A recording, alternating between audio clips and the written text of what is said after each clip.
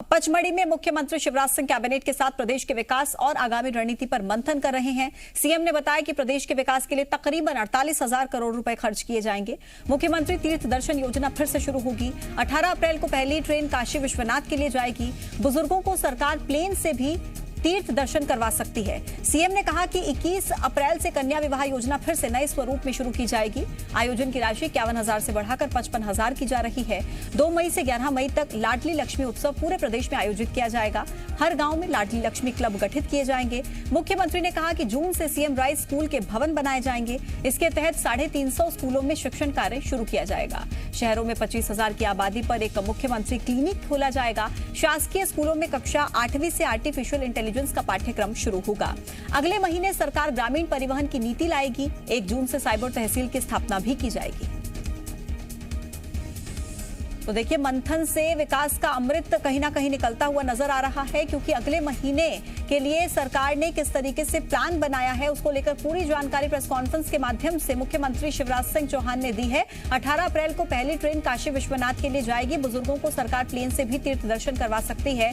CM ने यह भी बताया कि 21 अप्रैल से कन्या विवाह योजना फिर से एक नए स्वरूप में शुरू होगी और आयोजन की राशि इस बार 55,000 कर दी गई है। पहले 51,000 रुपए थी।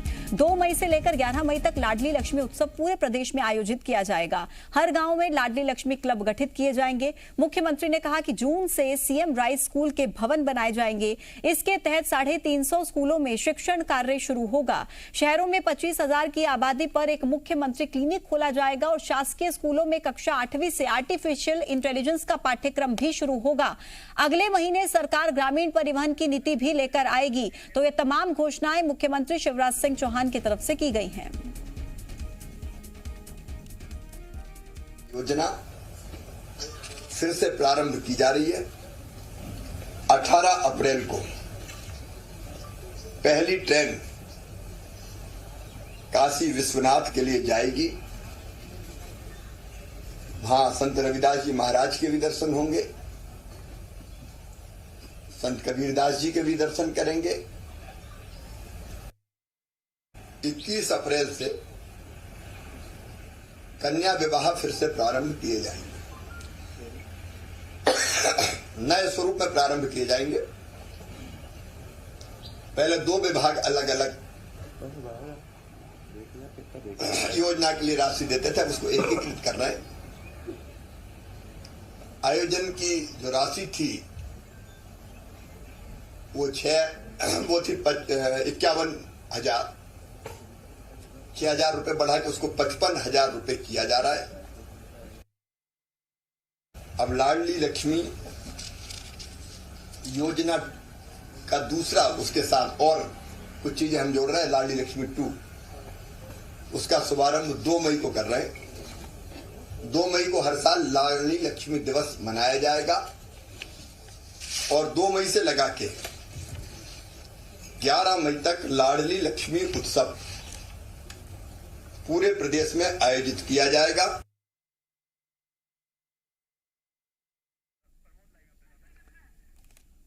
तो ज्यादा जानकारी के साथ जी मीडिया संवाददाता प्रमोद इस वक्त मेरे साथ जुड़ गए हैं। प्रमोद, कई महत्वपूर्ण घोषणाएं मुख्यमंत्री की तरफ से की गई हैं। कुल मिलाकर क्या ये माना जाए कि प्रदेश की जनता के लिए कई नए आयाम स्थापित होंगे, नई योजनाओं का लाभ प्रदेश की जनता को मिलने वाला है?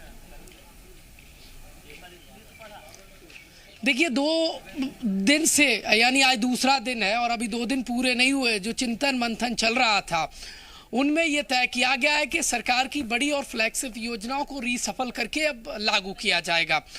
और साथ ही साथ मंथन के दौरान अलग अलग, चाहे SC हो ST हो, वर्ग को साधने के लिए कई बड़े आयोजन भी मध्य प्रदेश में किए जाएंगे। चाहे कबीरदास रैदास की जो स्थली है वहाँ पर कुंभ का आयोजन किया जाएगा और 14 अप्रैल को बाबा साहेब अम्बेडकर की जो स्थली है महू, वहाँ पर एक बड़ा आयोजन होगा। सभी वर्गों को साधने के लिए 2023 के मद्देनजर 18 से सीख लेते हुए बीजेपी एक नए रोड मैप पर काम करेगी।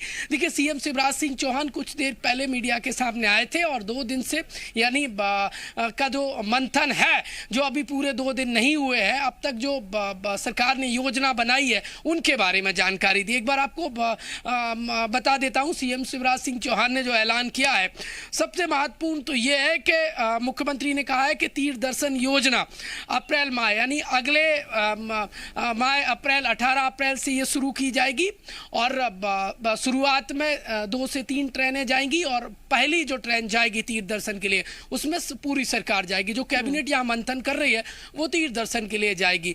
साथ ही साथ देखिए पहली बार अब सरकार बस के जरिए तीर्थ दर्शन कराएगी। इसके अलावा जो दूर के तीर्थ स्थल है वहां पर हवाई यात्रा से देखिए भेजेगी, ये महत्वपूर्ण है।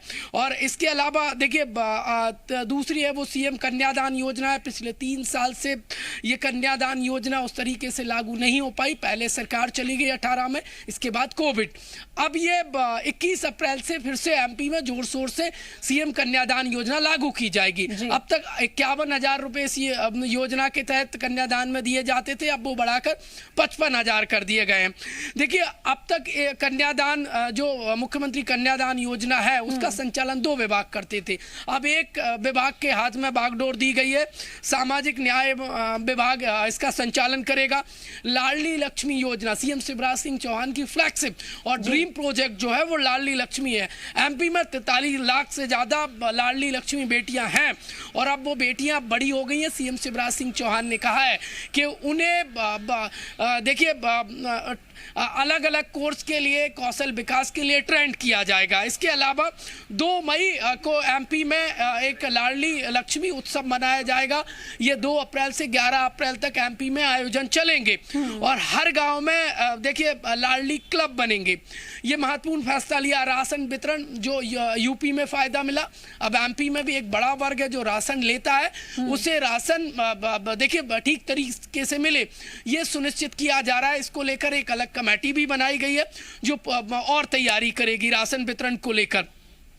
देखिए महत्वपूर्ण तो यह है कि अब सरकार राशन की दुकानों पर चाहे तो किराने का सामान हो वो देने की तैयारी कर रही है या फिर जो ऑनलाइन बिल भराए जाते हैं बिजली बिल जैसे वो भी भरेगी। देखिए आम व्यक्ति की मुश्किलात कम होगी, अब उसे जगह जगह नहीं भटकना पड़ेगा। एक ही जगह राशन की दुकान पर उसके बहुत सारी जरूरत की चीजें मिलेगी।